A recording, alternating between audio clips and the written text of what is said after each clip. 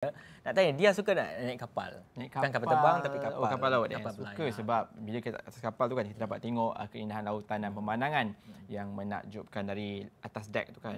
Dan sebenarnya kalau dapat naik kapal yang mewah seperti dia cakap tadi, sebenarnya yang bercirikan pelayaran Islamik, dia suka tak macam tu? Itu adalah satu yang baru sebab pelayaran Islamik kan. Okey, tapi orang kata mesti nak cuba dan mestilah teruja.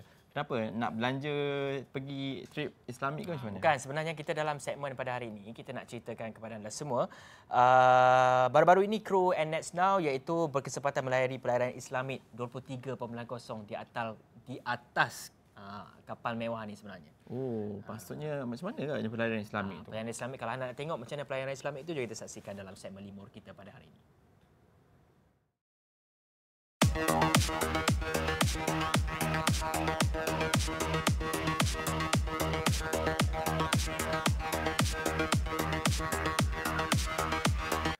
Kru NNETS Now berkesempatan mengikuti pelayaran Simfoni Cinta Ilahi siri kedua dianjurkan pelayaran Islami di atas kapal Star Cruise Libra selama 4 hari 3 malam di laluan Penang, Phuket, Krabi baru-baru ini. Ini adalah pelayaran Islami siri 23.0. Pengasas pelayaran Islami Suhaimi Abdul Ghaffar mencetuskan idea bagi memulakan siri pelayaran Islami pertama di dunia. Sebelum ini, belum ada rekod dalam mana pelayaran yang berunsurkan keagamaan diadakan di atas kapal mewah. Pelayaran Islami pertama diadakan pada 24 hingga 27 Ogos 2014 melalui perjalanan Pulau Pinang, Langkawi, Phuket dengan jumlah penyertaan seramai 788 peserta. Diikuti pelayaran Islami kedua hinggalah ke hari ini. Alhamdulillah, sebenarnya pelayaran Islami ini sejujurnya saya katakan bahawa pelayaran Islami adalah satu pelayaran yang datang kepada saya sebagai hidayah dari Allah SWT.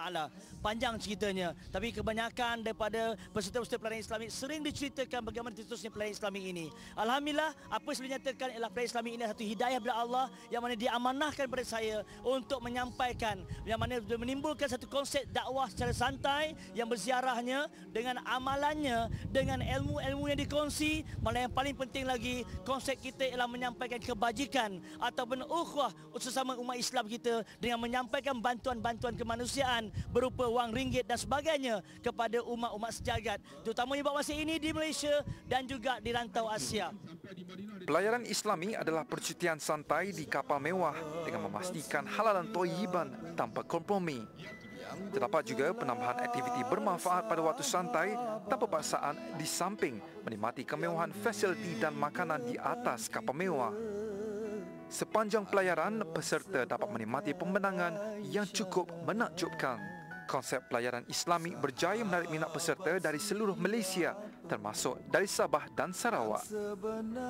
Turut serta rakyat Singapura, Brunei dan Indonesia.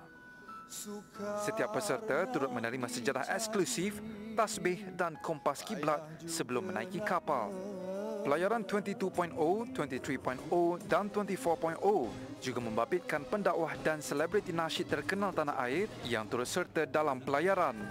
Uniknya, konsert terapung dianjurkan atas kapal yang menyajikan persembahan dan nyanyian di tengah lautan.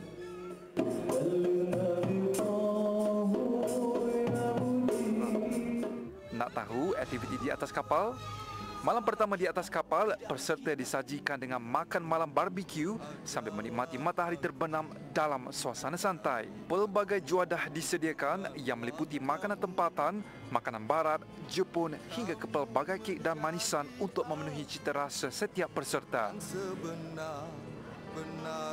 Keesokan harinya, peserta menyertai Qiyamul Lail di tingkat atas kapal dan solat subuh berjemaah. Sewaktu tazkirah subuh, peserta turut berpeluang menyaksikan matahari terbit.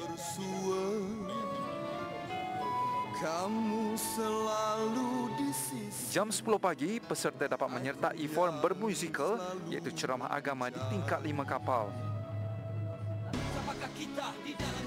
Setibanya di Phuket, Thailand, selepas makan tengah hari, peserta berpeluang singgah ke kilang T-shirt Muslim, kilang Gajus dan ke Phuket Premium Outlet.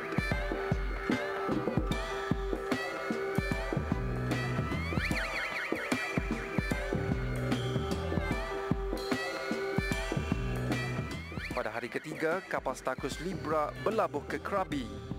Peserta boleh memilih untuk turun ke Krabi atau untuk terus berada di atas kapal.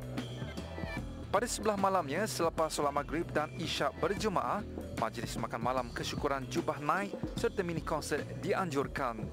Hidangan utama seperti makanan laut termasuk udang kara. Peserta bertuah yang menyambut hari jadi pada tarikh pelayaran turut diraikan. Allah selamatkan kamu semua, Allah selamatkan kamu. Sama-sama sekali lagi. Allah selamatkan kamu.